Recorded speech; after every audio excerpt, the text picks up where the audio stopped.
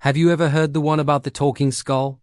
It's a story that pops up in folklore all over the world, from Africa to the Americas and even in ancient Europe.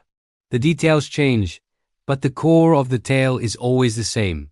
Someone stumbles upon a human skull, and to their absolute shock, it speaks.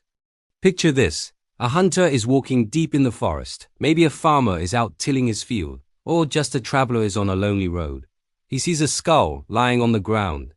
Maybe he kicks it. Maybe he just mutters something like, "What brought you here?" And then a dry, raspy voice replies, "Talking brought me here." Can you imagine the terror? The absolute disbelief? The person's first instinct is always to run. They bolt back to their village, to their town, to the king's court, bursting in and yelling, "I found a talking skull! I swear, I found a talking skull!" Of course, nobody believes him.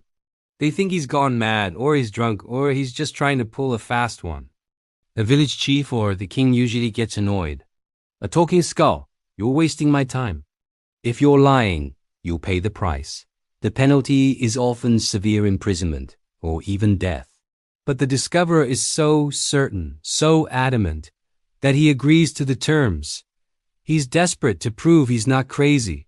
So, he leads a whole crowd of skeptics back to the spot in the forest. The chief, the guards, the curious villagers, they all follow, whispering and mocking him. They arrive. There it is, the very same skull, lying silently under the trees. The man with his reputation and life on the line kneels down.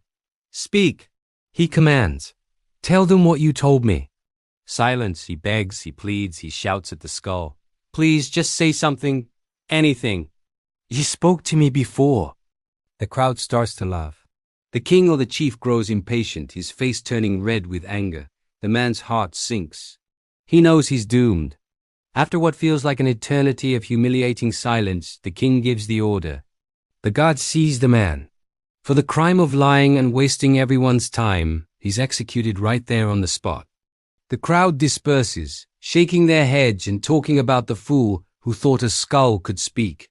They leave his body behind, next to the silent bony head. And as the last person walks away and the forest grows quiet once more, the skull turns to the body of the man who discovered it and asks, "So what brought you here?" And a new voice, faint and full of regret, replies from somewhere beyond, "Talking brought me here." It's a chilling punchline, isn't it? This story is more than just a spooky campfire tale. It's a powerful cautionary lesson that's been passed down for centuries.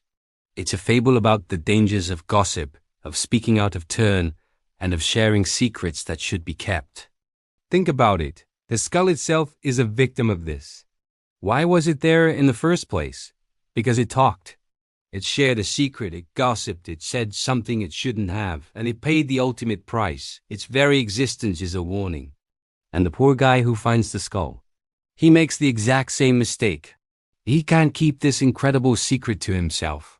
He has to run and tell everyone, seeking fame or validation, and in doing so, he seals his own fate. He becomes the next victim of the same curse, the next link in the chain. The story teaches us about discretion. It warns that not everything you see or hear needs to be repeated. Sometimes silence is the wisest and safest course of action. It's a lesson in knowing when to speak and when to just walk away. There are so many versions of this tale.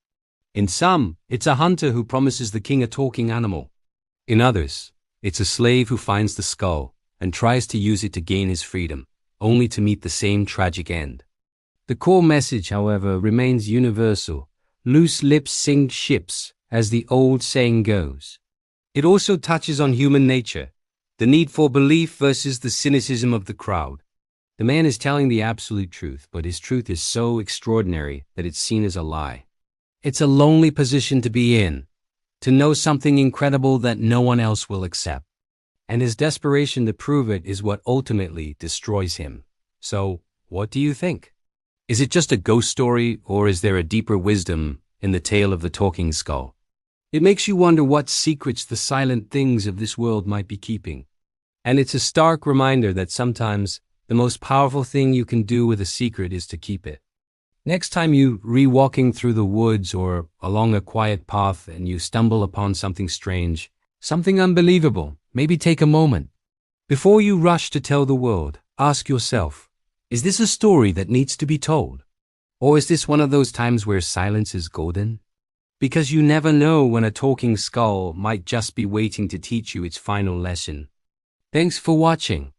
If you enjoyed this dive into folklore, make sure to like and subscribe for more stories from around the world. See you next time.